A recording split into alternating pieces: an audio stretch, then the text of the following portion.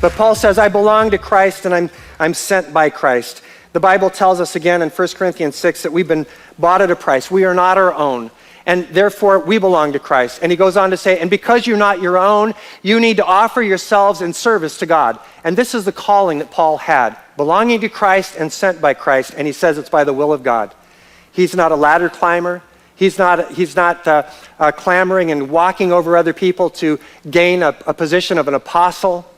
God called him. And God has called us as he called Paul. Well, he also mentions another name here in the opening verse. He talks about Timothy, and he calls him our brother. Timothy was Paul's son in the faith. He was his disciple, his companion in ministry, and also a pastor.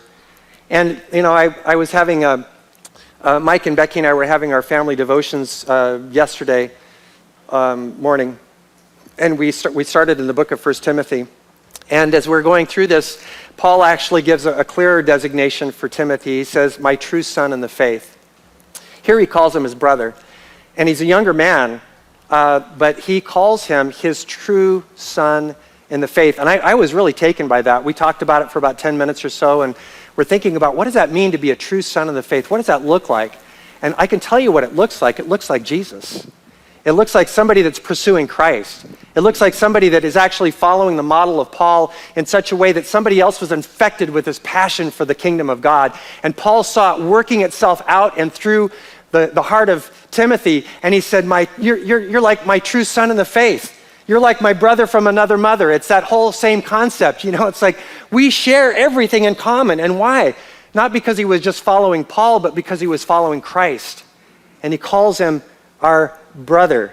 Now, what I love about this is that we find out some leadership principles about Paul in the way he led. And I want to encourage you because all of us have some form of leadership in life. It might be as a husband or as a parent, a mom. It might be that you own a business or that you have employees under you. It might be in your community. It might be in the church.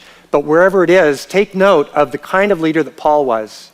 Because he very easily could have just said, the Apostle Paul is now speaking, and left everyone else's name out. But he includes all these other names, including Timothy. And he recognized the partnership of those that served with him. This is what Paul did by bringing up Timothy's name. He says that I want you guys to know I'm not by myself. I'm not doing all this alone. Timothy, my brother, my true son in the faith. We share the same heart and the same passion and the same love and the same commitment and the same calling. And we're walking together in this mission. It also promoted the gifts and abilities of people that served with him.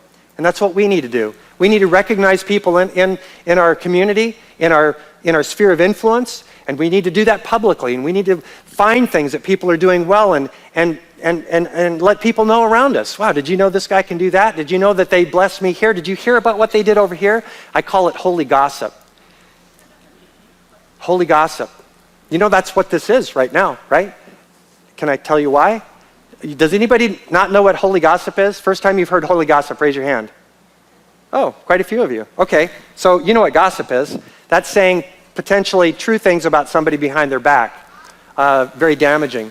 Holy gossip is when you say things publicly in front of people's back or in their front, and you're saying it in front of them, and you're lifting them up, and you are highlighting their successes and their character and the blessing they are to you in your life. That's holy gossip. So Epaphras, who was a pastor, had reported to Paul about the church in Colossae and was in prison with Paul at the time, reported the things about Colossae, and he engaged in holy gossip and was talking about the church in Colossae. Now Paul is engaging in the same way with Timothy, and in written form, he's giving holy gossip about the blessing that Timothy is. So he recognized him in partnership, he promoted the gifts and abilities of Timothy, and he demonstrated his interdependence on those that he worked with. He was not a lone ranger, he was not a wolf on his own. This was a man that understood that though at one time he was very arrogant and proud and a ladder climber, he was not that man any longer. He was a man who was interdependent, knew he needed other Christian men in his life, women needing women, men needing men, accountability, partnership, that we can't do this alone. And so he models this. And so it's a great leadership principle, not only in the kingdom of God and church, but also just anywhere. Be this kind of man, be this kind of woman that elevates other people publicly when you have the opportunity.